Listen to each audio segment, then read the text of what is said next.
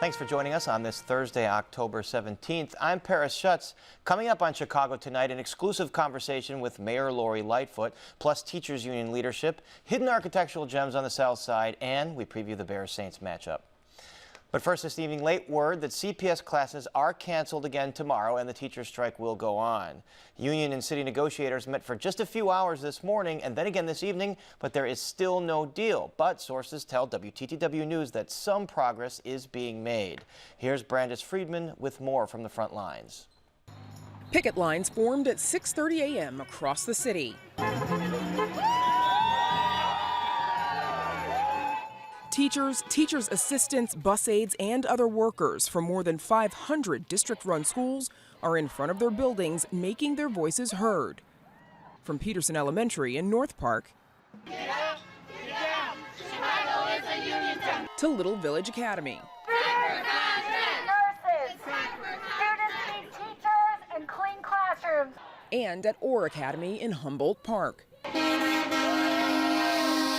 I know one teacher has 41 in class, so that's definitely not abstract. Those numbers are actually concrete. The number of classes here at OR are over. I love that support. Teachers say they're fighting for smaller class sizes, more nurses, social workers, and librarians for every school, and higher wages for their lowest paid members, like school clerks and teaching assistants.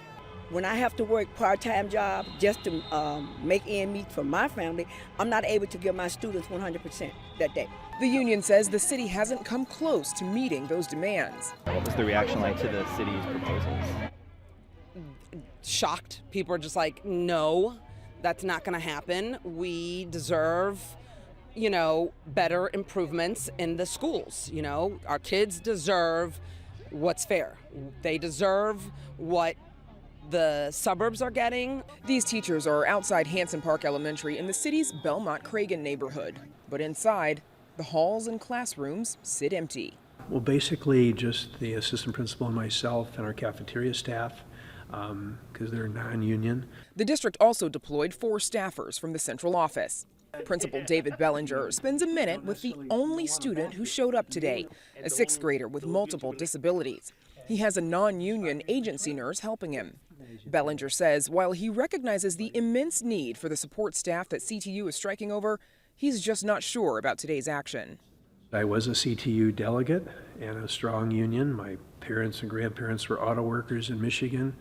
I hear GM has just settled the strike, so my brother that's a General Motors employee will be going back to work after a month. So I do support unions and their right to strike. I don't know in this case if this was the right decision. The people united will never be divided. The people united will never be divided. In the afternoon, teachers and parents rallied downtown, marching from CPS headquarters to City Hall and through the Loop with this message. I'm standing here to let CPS know and the mayor know. You gotta realize that we exist. Because if you don't realize that we exist, you're going to accept that we're going to resist.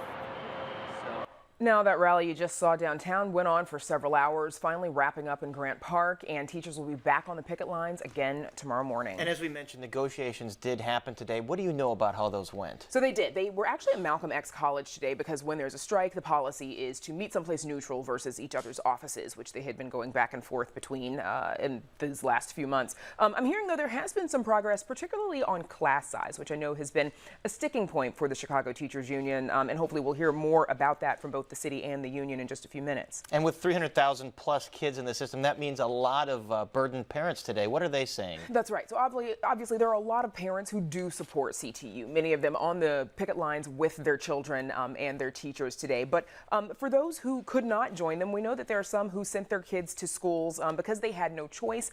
The district says more than 7,500 students showed up at more than 462 schools, which is the overwhelming majority of schools, Paris. There's 540 14 district-run schools across the city. That's out of 360,000 students. Obviously, some schools had no students at all. There was just one that we saw at Hanson Park Elementary a minute ago. One parent that I spoke with said that she took her kids to work today with her because she didn't feel it was safe to send them to school. And she is actually a substitute teacher who hopes to get a full-time job, but she's one of several parents I've spoken with who don't think that this strike is the right way for teachers to have their needs met. What does your reporting tell you about how long this could go on? So I know that I think bargaining is done for the day. They are expected back at the table tomorrow and over the weekend, despite I think there's a statewide teachers convention happening tomorrow and over the weekend as well. You know, it's speculation at this point. I'm hearing from sources that it could take several more days before a deal is reached just because the two sides are still pretty far apart.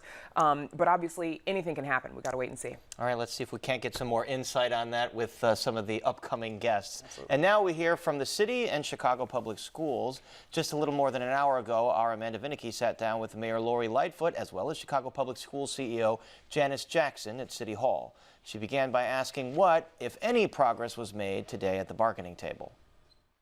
They only ended up actually bargaining for about 3 hours. It was scheduled to start this morning, but it was started late, and then there were breaks, obviously, in the middle of the day. I'm concerned that there's not a sense of urgency to get a deal done. And we're going to be back at it again tomorrow. And my hope is that we'll actually have a full day of bargaining with the principals there. Our team is ready, willing, and able. They've cleared their decks.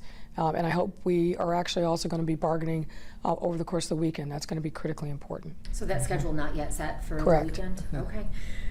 And in terms of that, you know, what is it? Why were meetings so short? Well, I think you'd really have to ask CTU that. Our team was there. We were scheduled to start this morning at 9:30, and for reasons that we don't know, it didn't start until 11, and then the rest of the day was fairly truncated. I saw a comment from CTU President Jesse Sharkey that there had been some movement on class size. What can you tell me about that? I think, well, first of all, we had an opportunity to see, to get a response from them from our initial frameworks that we put out. But again, to Mayor Lightfoot's point, we want to see much more urgency around not just one issue, but all of the issues that are on the table. We have a high degree of urgency in the fact that kids aren't in school today. And so we need to be discussing all of the issues that are going to bring our teachers back to the classrooms where they want to be with children. And we can't do this in a piecemeal way. We have high-ranking officials in Chicago Public Schools who run the district every single day. They have cleared their schedules. They're there for 12 hours, 15 hours, whatever it takes, and we just want that same sense of urgency from the other side. So is that to say that CTU is not serious about a deal? Well, look, I think given now that there's a strike, and we've got parents who are scrambling to make plans, we've got students who are not being in classes for instruction, there should be a sense of urgency. My sense of what's happened in previous circumstances is that the teams bargain from morning to night, 7 days a week, with a total sense of urgency to get something done, even though there's disagreements. We're not seeing that this time, and we'd like to make sure that there is a sense of urgency. I think our students and our families deserve no less. Of course, we care about the teachers and the staff, but we need to make sure that we have a sense of urgency to close the gap. And where that sense of urgency doesn't seem to have hit yet. What are the three biggest sticking points at this juncture? Well, look, I don't want to go into the specifics, but as Dr. Jackson has said, and I've said repeatedly, what we need is not piecemeal bargaining. We need a comprehensive plan that we can respond to, because obviously all these pieces fit together in a mosaic. They're part of a comprehensive contract. We would like to see a comprehensive response. We've made some progress on two issues, class sizes. I'm not sure where we are yet on staffing, but those have been the two issues that have been the topic of conversation when we actually have had bargaining. But there's a lot of other open issues. That's why we've been urging, come to us, CTU, with a comprehensive written plan that we can react to, and then stay at the table with us till we get a deal done. Can you share any more details on what that class size potential agreement, or at least getting close to that point, is? I think it's more appropriate to give the union an opportunity to look at that, discuss it with their big bargaining team, and come back. So it wouldn't be appropriate to discuss it in this venue. Anything else that there has been agreement on that you say, okay, we can put this down, we've got that checked off the list? Anything? Some small things and important things, but we're still don't have agreement and really haven't had much in the way of discussion around core issues. First of all, of course, compensation, insurance, benefits, the things that make up really the heart and core of an agreement. There really hasn't been any discussion about those in quite some time. Do you remember the last time? When you say quite some time, what does that mean? I don't remember the last It's time. been weeks. Weeks, not months, but weeks. Yeah. Okay. You have said that CPS will not make up school days missed because of the strike. Why not? Because I don't think there's any reason to. Isn't that students missing out on education? Well, what we should be focused on is getting a deal done so we can get students back in class. That's what we should be focused on. And I think that that's what's really important. What I've heard from the last time that there was a strike, the school year extended deep into June, really wreaked havoc on a lot of things related to teachers, related to students, related to families. So I don't think we have to do that if there's a seriousness of purpose about getting a deal done and being at the bargaining table for as long as it takes every single day, 7 days a week. It sounds like that would be under an expectation that the strike would not be a prolonged one. Would you change your position if the strike does stretch into weeks? I'm not going to speculate about what may or may not happen. My focus is, are kids safe? Have we provided the kind of supports that we need to families? And then let's focus on getting a deal done at the bargaining table by having fulsome days, 7 days a week, to get the deal done. And any comment, Dr. Jackson, on what that means for students, this missed class time? Day one right now. I think I've been talking to parents all day about what a strike means for students, period. I don't want us to lose focus on the fact that Chicago Public Schools has made remarkable transformation in the past few years. I think there's a lot of talk about what happens this day at the end of the year, but the big picture is this. We have a school system that is on the right path, a school system that is on the rise, and every single day that kids are out of classroom, that is disrupted. This is a critical point in the school year right now. Students are getting settled. Many of our students are finishing off their first season of sports and athletic teams. We're hearing a lot about that. I want to focus on the big picture. School is a big part of a student's life, and they need to be in the classroom every single day, and we shouldn't be making plans on how we disrupt their lives. We should be doing our jobs to make sure that those disruptions don't even happen. What is the latest? I believe you were having accountants look at and try to do a breakdown, a sort of cost tally of CTU's demands. What is the cost for the wish list? Our estimate is that if we were to implement everything that they've asked for, it would be $2.5 billion on top of the other expenditures that have been accounted for in the budget. That was from the original list of demands. That original list of the demands is still out there. That's the only one. So no update? No updates. To that end, CTU says that Chicago Public Schools has enough money, particularly given this extra $1 billion it's receiving annually from the state.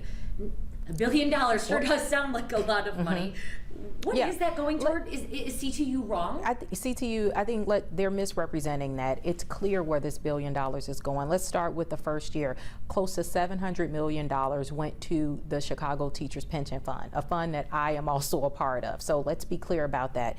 The additional money went towards the general operating budget for Chicago Public Schools, which was used to expand academic programming throughout the district. We spent $30 million on special education, money for low enrollment schools through the equity grant to make sure they were sustainable. There are countless other initiatives that are already in our operating budget. We also shouldn't lose sight of the fact that CPS still borrows $700 million annually in order to make good on all of the obligations in our budget. And so this notion that we are somehow flush with cash that we can just throw around is misleading, and it's not responsible. They know that we're still borrowing a lot of money in order to be a solvent district, and I think that that's important for our parents to know as well as the taxpayers in the city. So that $1 billion is gone. Well, I mean, it's accounted for. It's accounted for by supporting. Absolutely, and here's the thing.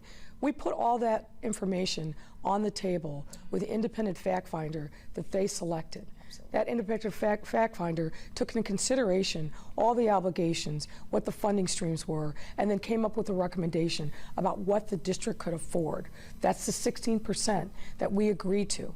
So it's not like there's just some big pocket of money there that we can just tap into and provide unlimited amounts of funding for whatever. That doesn't exist. We have to be supportive of our teachers, supportive of our staffs, making sure that our kids are supported, but we also have to be fiduciaries of the taxpayers' dollars. And you can visit our website to find the full interview with Mayor Lori Lightfoot and CPS CEO Janice Jackson. And now to Chicago Teachers Union leadership for the latest on the strike and contract negotiations from their perspective. Joining us are CTU President Jesse Sharkey and Vice President Stacey Davis Gates. Welcome back to Chicago Tonight. Thanks for having us. You were watching that interview with great interest. Jesse Sharkey, the mayor says there's a lack of urgency today on your part at the negotiating table. A lack of urgency? Well, I just lost track of the falsehoods, frankly, in that interview. It's riddled with things that aren't true. Starting with that claim about negotiations. I spent all day at the negotiating table. I left for a couple hours to go to a rally, but while we were out at the rally, we had our entire rank and file negotiating team working on proposals. We had our lawyers there trading proposals back and forth. And when I left to come here, they were still there. So we put in a hard day at the table. And you know, I just don't think it's useful to this process to have the mayor putting out misrepresentations. We have a desire to settle this strike. We very much want to do that. We just want to settle it on terms that are fair to the students and the teachers of Chicago. Stacey Davis Gates, does it obscure the negotiating process if you're out on the picket lines as opposed to being at the negotiating table? We've been negotiating for 10 months. We took a strike authorization vote a month ago. This was a reality for everyone involved in negotiations. It is called a strike for a reason. And what I don't understand about this is that they mistake 30,000 people downtown in Chicago today and do not understand the resolve and the desire of those individuals to bring a smaller class size to the Chicago Public Schools, a nurse in every school, a social worker in every school.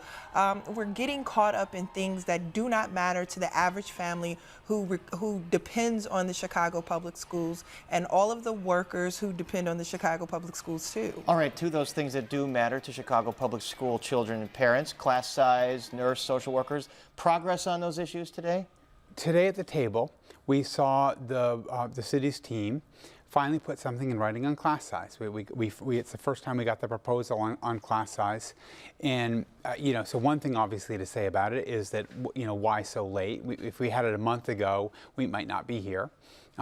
But be that as it may, it was a proposal that I think has some important stuff in it that we're going to continue working off of and keep negotiating about. Are there caps to class sizes in this proposal? Well, this is the issue. It tries to provide relief to oversized classes, but it doesn't get there in terms of adequacy.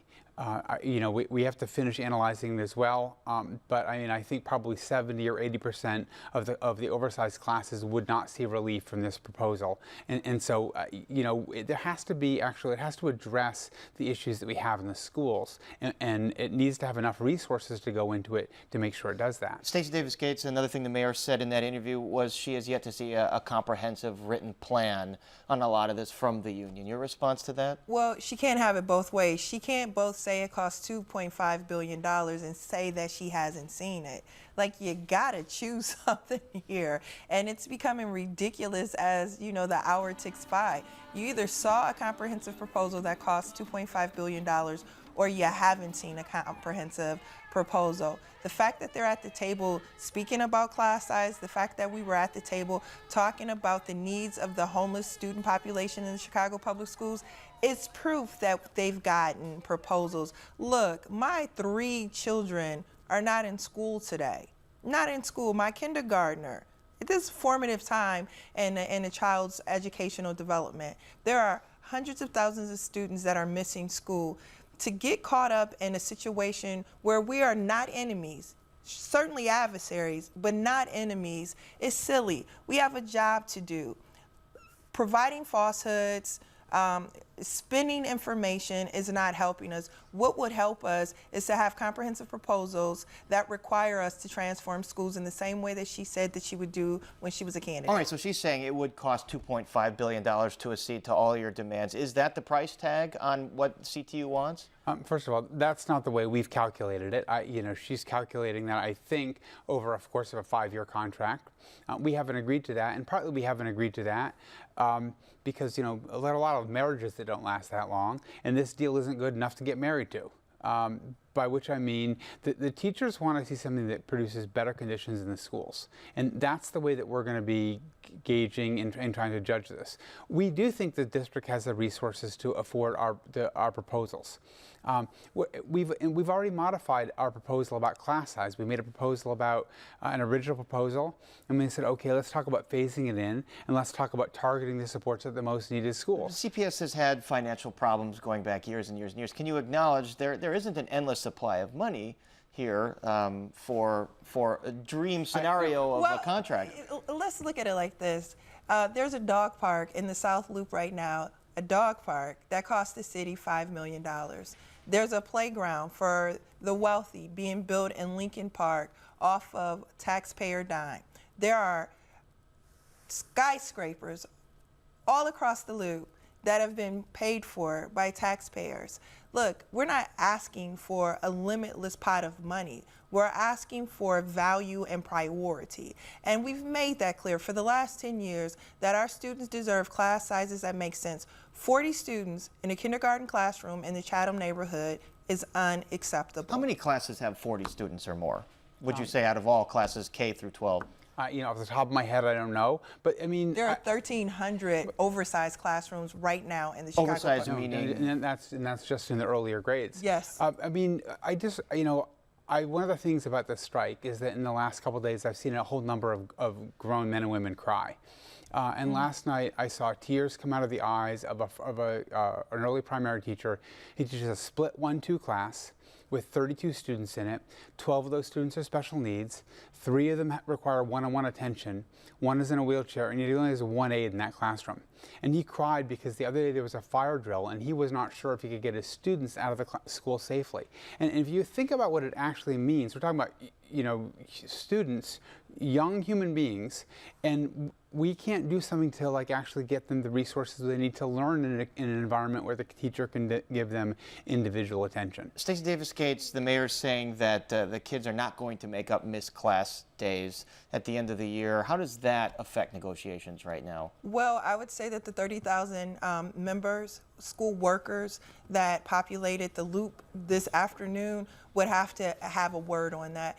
I don't think that the mayor gets what this negotiation is about. It's about transforming the Chicago public schools. It is about actually bringing equity and justice to places that need it the most. Look, whenever we read a casualty report about who was shot over the weekend, those victims are connected to students in our classrooms.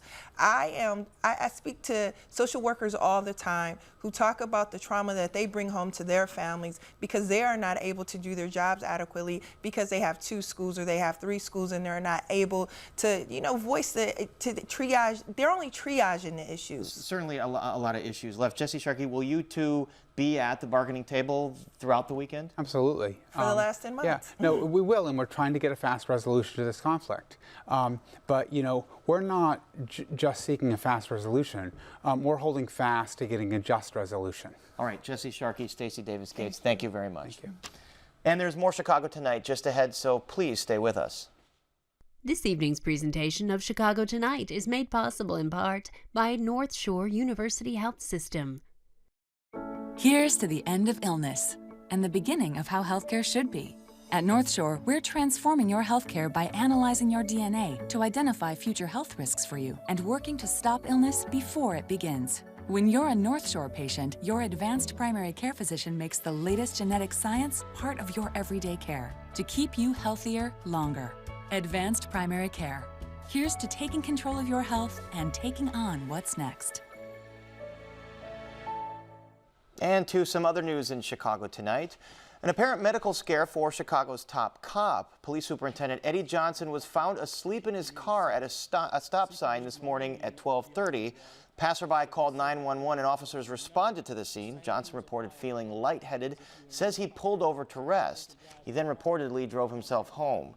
Now, Johnson says he's opened an internal investigation into the incident because he says, quote, all officers ought to be held to the highest standard. Johnson had recently visited a doctor for exhaustion due to a medication change and was evaluated for issues related to his blood pressure. New vaping numbers are out from state and federal health agencies. The number of reported respiratory illnesses tied to vaping in Illinois stands at 137 as of today.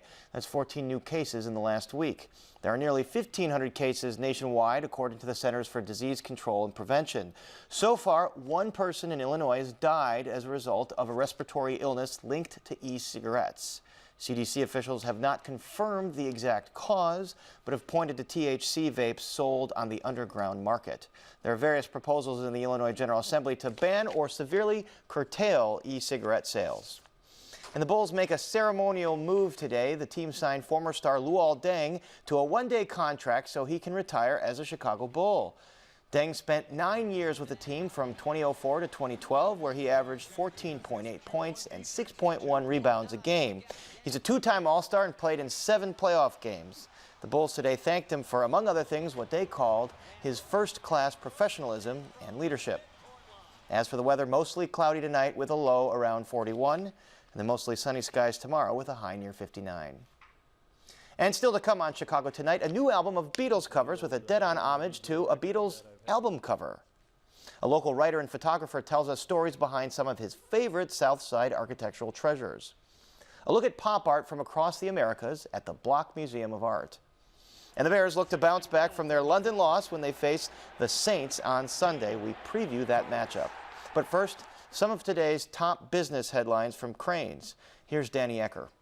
Paris, a Northwestern researcher, has gotten a $10 million federal grant to create a potentially life-saving implantable device for opioid addicts. John Rogers won the money from the National Institutes of Health to develop the device, which can respond to a drop in oxygen level in the blood by contacting first responders and dispensing a dose of medication that can quickly reverse the effects of a potentially fatal opioid overdose. Rogers says he aims to complete the prototype by early next year. He's known for engineering tiny wearable devices like a fingernail patch that monitors UV exposure and a skin patch developed for Gatorade that captures sweat and tells users how much fluid and electrolytes they're losing. Meanwhile, as the redeveloped old post office prepares to welcome tenants after an $800 million plus overhaul, the New York developer behind the project is making another big bet a block away. 601W is under contract to pay around $67 million for the 6-story office building stretching a full city block at 801 South Canal Street. That's just south of the post office. Northern Trust has been there since 1990 but is moving out late next year to a new Loop office. That tees up another big turnaround for 601W, which set off a renaissance in the southwest corner of the Loop when it turned the post office into a modern office building. Big companies set to move into the Mammoth property include Uber, Walgreens, and Ferrara Candy. And Governor Pritzker has laid out a plan to make more state financial aid available to Illinois college-bound students than ever before. Pritzker has proposed the state increase the amount it allots to its need-based assistance program over 5 years to about $600 million by fiscal 2023. That'd be a 50% bump from today and is designed to help Illinois better compete to keep homegrown students here rather than losing them for higher education to Iowa, Wisconsin, and Indiana. Those states have been luring more students away from Illinois in recent years. Illinois has had a net outflow of students in the past few years, with nearly half who are headed to four-year colleges opting to leave the state. For Crane's Chicago Business and ChicagoBusiness.com, I'm Danny Ecker. Paris, back to you. Thank you, Danny.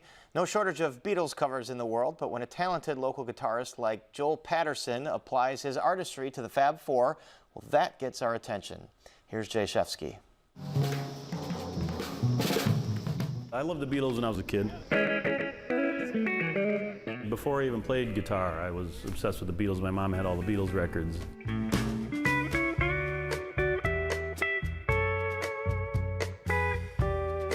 Chicago-based guitar virtuoso Joel Patterson has just released an album of Beatles covers. And if this rooftop performance brings to mind one from 50 years earlier, that's intentional. Don't let me In 1969, the Beatles played 5 songs on the roof of Apple Records in London, until the police made them turn down the volume. The performance on this rooftop will become a music video for the record. These songs have just always been in my head, but I never really played them before, you know, because I got into all these other styles. Joel Patterson is renowned for his mastery of classic American guitar styles. It started when he was about 13. My mom had kind of a cool record collection, and she had a Lightnin' Hopkins record, who was a blues man. And something hit me that I had to learn how to do that. Pretty much taught myself how to play, you know, blues and E from that record. And then the 1920s blues guys like Blind Blake. And so there's great guitar playing on any kind of old style. 1, 2, 3, 4. And that's what this record really is, a lot of different styles. All My Lovin' comes out rockabilly.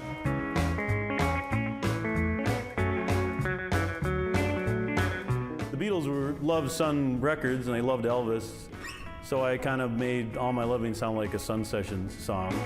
Did it finger style, kind of like Chet Atkins and Scotty Moore.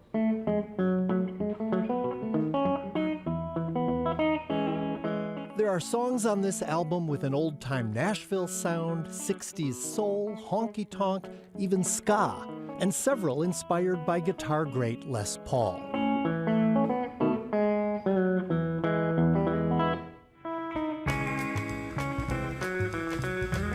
Joel plays all guitars on the album. His version of Honey Pie includes 15 guitar tracks. The album is called Let It Be Guitar. And the album cover is a remarkably precise homage to the Beatles' first American release. I got the idea of, instead of 4 Beatles, to do the same pose with 4 of me, and I wanted some guitars in the thing because it's called Let It Be Guitar. 1, 2, 3. The building on top of which Joel and his band are playing has an impressive Chicago music pedigree. It was once the factory where Hammond organs were manufactured. Today, it's home to Smashed Plastic, Chicago's first vinyl record pressing plant in more than 30 years. Like many devoted guitar geeks, Joel Patterson knows every lick from every recording from all the great guitarists you've never heard of. I was just playing Blind Blake, but then I realized Scotty Moore, you know, just because it's doing the same thing. And there are nods to many of them on this album. It's the same thing, and he was trying to play like Chet Atkins. Most of the best guitar players in the world are country session musicians, you know. They can play anything. Definitely record labels want to separate things into genres, but as musicians, we just like music.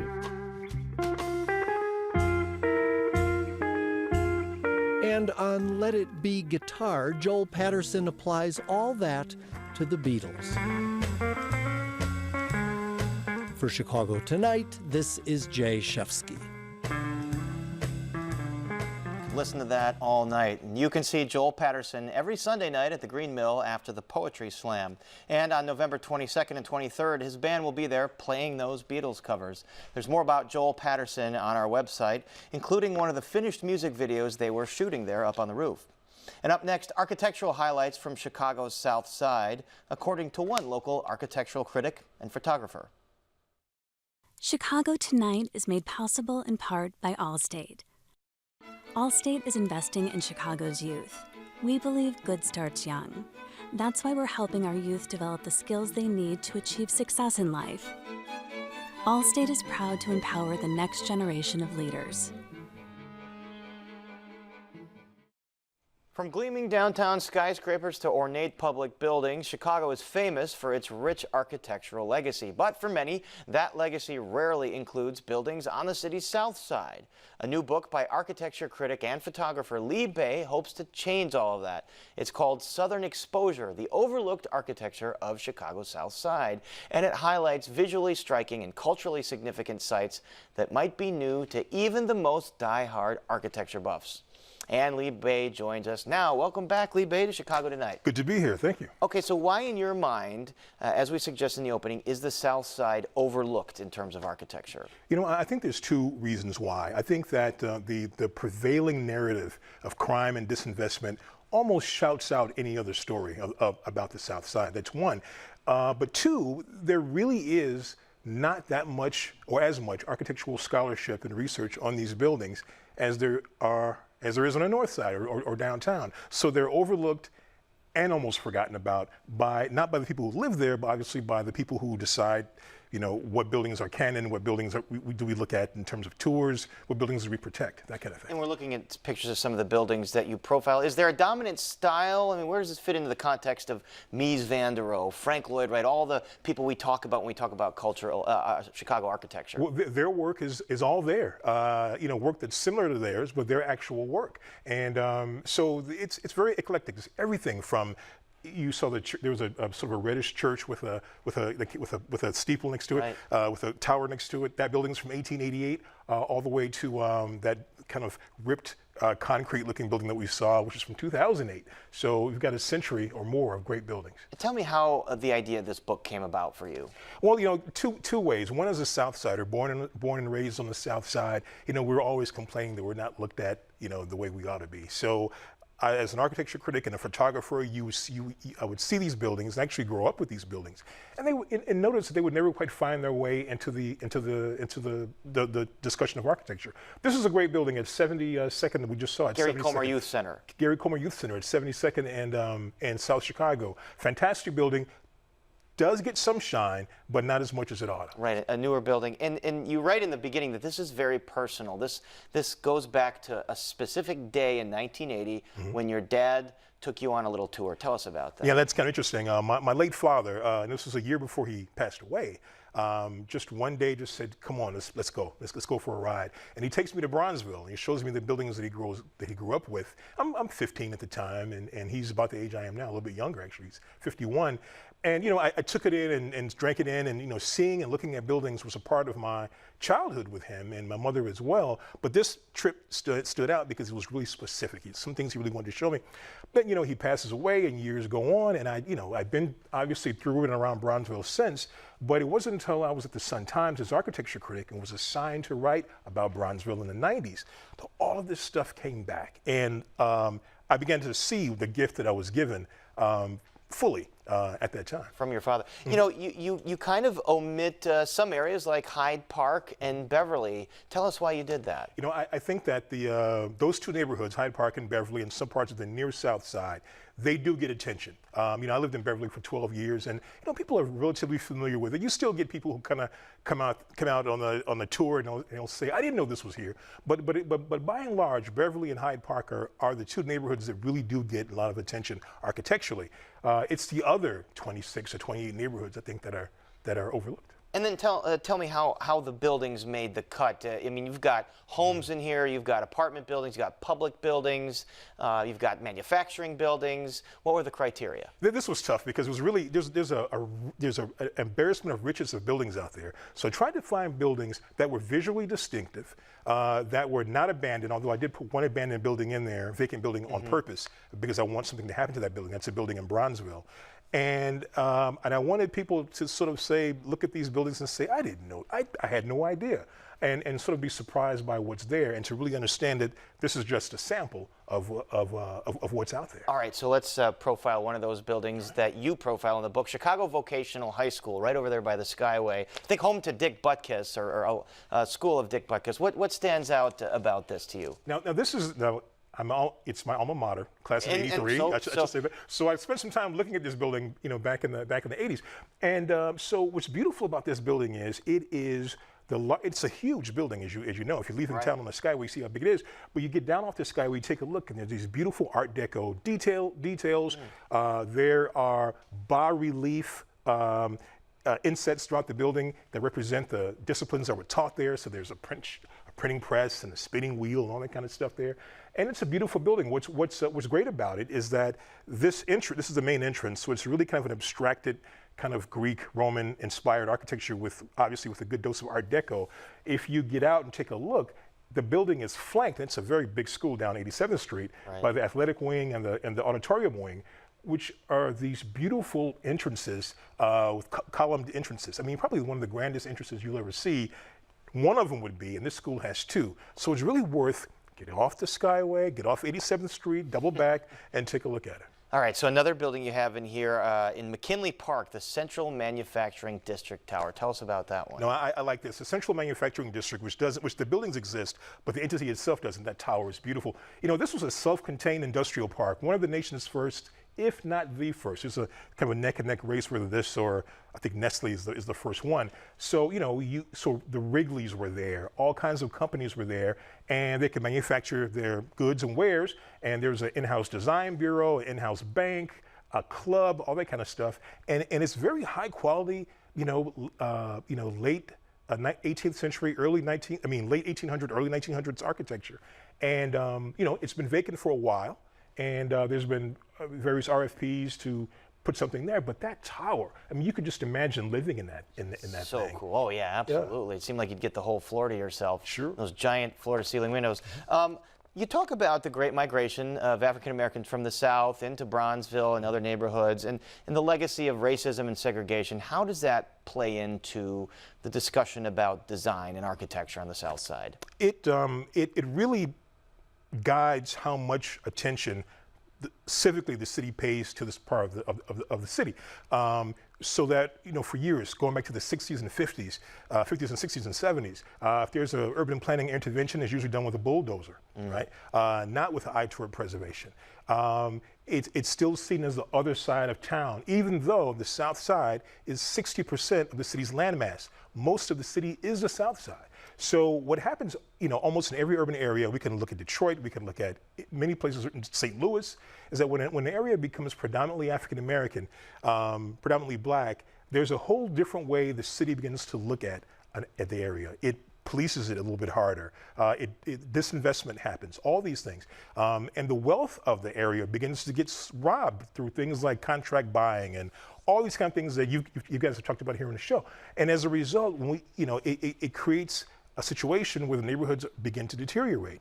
But instead, we often mistakenly look at the neighborhoods and say, those people, look how they live. And when that isn't the case, that these places were often created, and when you do see buildings like the ones in my book and intact neighborhoods like the ones in the book, to understand that they come at some great price to the people who live there. They're really hustling to keep these places together. There's one more building, one of your favorites I want to profile here, Pride Cleaners. Yes. Tell us about that. This is a building at 79th and St. Lawrence on the south side. There it is.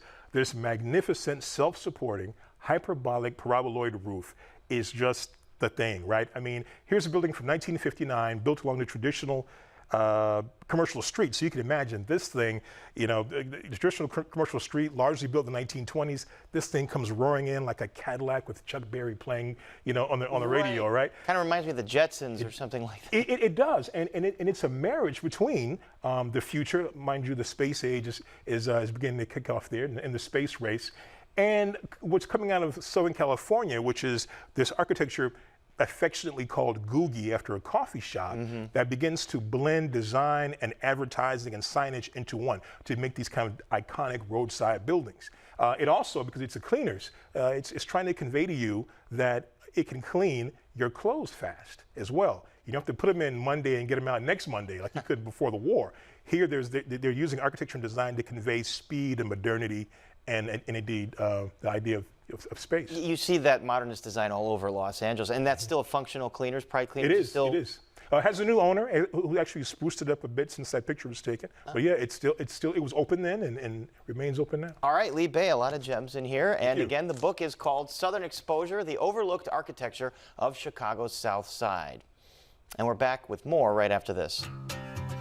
Chicago Tonight is made possible in part through the generous support of the Julius Frankel Foundation. Pop art gets reframed in a new museum show that looks at the visual culture of the 1960s and 70s and sheds light on an entire hemisphere of artwork that really pops. Here's a look at a groundbreaking art exhibit with some swinging psychedelic visuals from across Latin America.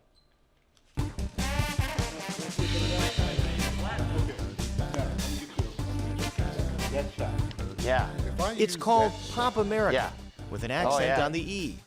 Artworks from South America, Central America, North America, and the Caribbean share the spotlight on campus at Northwestern University. Enter the Block Museum of Art, and you're greeted by a colorful self-portrait by Rubens Gershman of Brazil. And there's art by Carlos Irizarry of Puerto Rico, Felipe Ehrenberg of Mexico, and a sculpture by Marisol, a French artist of Venezuelan heritage. There have been a couple of re-examinations of pop art that look at pop art in a more global perspective, but this is really the first one that focuses on Latin America and also in dialogue with artists in the United States.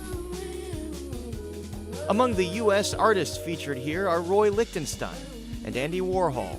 We have this default notion of pop art as something that happens out of New York, but there are artists working in other countries who are responding to the pop idiom and pop visual language and using things like comic books as an inspiration, mass media, consumer products, and advertising.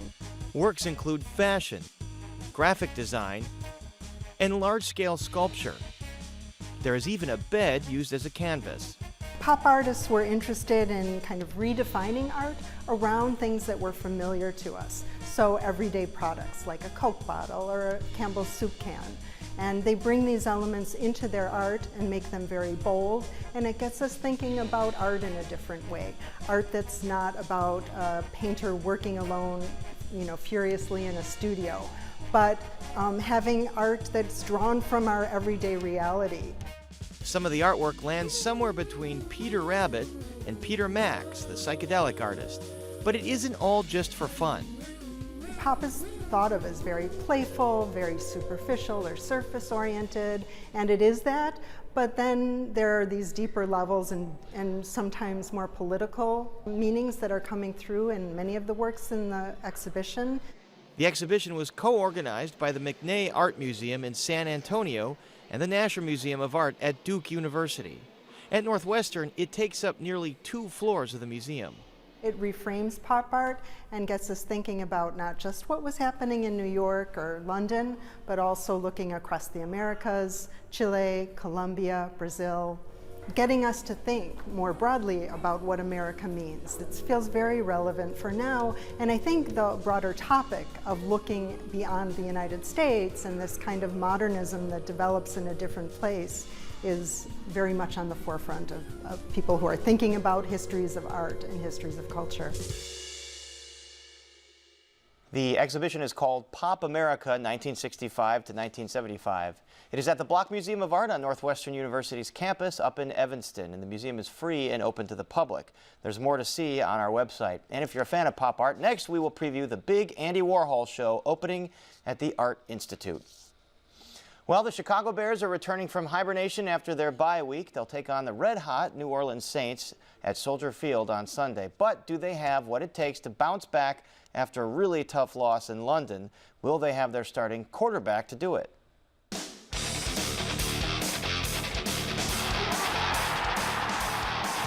Joining us with a preview of the matchup is former Bears offensive lineman James Big Cat Williams. James, welcome back as always. So Coach Nagy this week saying he's cautiously optimistic that Mitch Trubisky will return. Do you expect he will be on the field there playing for the Bears on Sunday? Well, I think with him being at practice today and the way they've kind of progressed him, yes, I do believe he will be out there during the game. How effective he's going to be, that's going to be the question. And that's my question. How's the offense different with him as opposed to what we've seen with Chase Daniel the last 2 weeks? Well, when you're talking about Mitchell, he's a better athlete. He's the better athlete out of the quarterbacks that you have. And to be able to have him out there, to be able to use his feet, something that he has not been doing because they've kind of tried to convert him into that pocket passer. But for him to have the ability to use his feet, like we saw last year when he came back off an injury, he used his feet a little bit more. So I'm suspecting, we're going to see a little bit more running out of him just to try and keep himself out of trouble, to keep himself in the right mind space. Do you think having an injury to his non-throwing shoulder will affect his throwing arm? No, I don't think it'll affect his throwing arm, but I do believe it will affect him because now you're talking about a defense in the Saints that's really going to be coming after him, really going to be trying to put some pressure on him, try and get some hits on him as often as possible. And, who says he doesn't take a shot to that shoulder and then one bad snap to his left? And, is he going to be able to get his arm up or down to be able to get something that he would normally be able to grab? Which is why Chase Daniel, the backup, is going to be warming up just in case. What did you make of his first start this year in London? Well, I think Chase was what we thought he was. He played like a backup, unfortunately. You wanted a lot out of him after watching him versus, Minnesota being able to move the ball a little bit, looking confident out there. You didn't really see the same things. You saw a defense that attacked him the way most defenses are going to attack him. They're going to attack him up the middle, try and get him to roll out of the pocket because they know if he's on the move, that's not where he wants to be. That's exactly what you predicted would happen, that they were going to come at him with pressure up the middle, and it basically worked. Yeah, he's not the guy that's going to stand in there and throw the ball under pressure. He'll curl up in the fetal every once in a while, as pressure gets to him, but he does not want to be on the run throwing the ball. It's exactly, maybe John Gruden was watching you give some pointers. Hopefully not. Maybe he knows how to coach. I don't know. So what do the Bears have in front of them with the Saints defense? Well, you're looking at a defensive line for the Saints that is going to bring it. We've already talked about whether or not Mitch is fully healthy or not. They're going to come after him. And, having a couple replacements on the offensive line now with Long being out and these guys having to work together. And don't get me wrong, Larson's played before, Coward has played before. But these are offensive linemen that are going to get in there now. Right. These are the guys that are going to play for the Bears in Long's absence. So, we're going to have to see how the communication goes, how the double teams work between guard and tackle and guard and center, because everything's going to be a little different. You think putting Long on injured reserve signals that he might have been a problem in the running game? Because the running game just hasn't been able to get going. Well, I think when you look at the film, it wasn't only Long. It was mistakes across the board, and it wasn't just the offensive line making mistakes. We could be talking about the quarterback running it into the wrong type of defensive front. We could be talking about a tight end missing his block. We could be talking about a back not hitting the hole like he's supposed to. So I think there are a lot of different factors that's keeping this running game down. What kind of Saints offense is the Bears going to face without their all-world quarterback Drew Brees and with their backup Teddy Bridgewater? Well, I think when you look at the Saints right now, you're looking at a team that, yes, has won 4 games with Brees not being there, but offensively they haven't been a juggernaut. They haven't been a powerhouse. It has been their defense that has kept them in games. They've gotten into a couple shootouts and been able to pull it out, but we're looking at it from the Bears' point of view as far as the Saints have a couple guys out and we can hopefully take advantage of it. The Saints are looking at it from the point of view of Mitch Trubisky might not be healthy, Akeem Hicks is not going to play, Long is out, and they're going to have a replacement in. So the defense 2 weeks ago looked pretty winded in London. Do you think that was an anomaly and they're going to get back to the dominance they've showed in the first part of the season? Yeah, I think so. I think that the Bears players, especially on defense, understand how bad they played, how, nobody wants to be embarrassed. And I think to them, having that extra week off and having to dwell on how bad they looked, I think they're going to come out versus the Saints, and they're going to put their best foot forward. And that best foot's not going to include one of their best players, Akeem Hicks, who you mentioned is going to be gone for several weeks. How does that impact them? it's going to impact them hard. I mean, you know, but you need guys to step up. You need Harris. You need Williams. You need all these guys to come together and play well. And they've done it in his absence. Yeah, they did. We saw it versus Minnesota, so we know that they have the ability to do it. Now it's just about stepping up and getting the job done. Tariq Cohen had a nice 71-yard punt return against the Raiders to set up a quick scoring drive. Is he still not getting involved in offense the way people would like to see him? You know, other than Robinson, I don't think anyone's gotten involved the way people expected them to. Well, the way people expected them to grow in their second year of this offense. You know, Burton, he's been a mystery. Shaheem, Miller, you know, all these guys that we thought that were coming back that were going to be able to be weapons just haven't gone out there and, you know, shown us. Cohen, that was great to see, but we need more. Even offensively, we need more. And the offense should see Taylor Gabriel back this week after a few weeks off. All right, so your bold prediction. This is hard, man. This is a rough one. I'm stuck at 21-17, but I haven't decided which way I want to go yet. So I'm going to be a homer, and I'm going to go ahead and take the Bears 21-17, but it could go either way. It'll be that home field advantage, that home crowd will put them over the top. I'm hoping so. All right, James Big Cat Williams, thanks so much. Thanks for having me. And you heard Big Cat's bold prediction for the game, so what's yours? Let us know on our website or social media. And while you're on your website, you can read Big Cat's 3 takes to beating the Saints. Next week, Big Cat will join us to preview the Bears matchup with the Los Angeles Chargers. And that is our show for this Thursday night. Please join us tomorrow night at 7 for the Week in Review. We leave you now with Joel Patterson and his band playing All My Lovin' in one of the music videos that we saw them shooting earlier on the old Hammond Organ Factory roof. Now, for all of us here at Chicago Tonight, I'm Paris Schutz. Thank you for watching. Good night.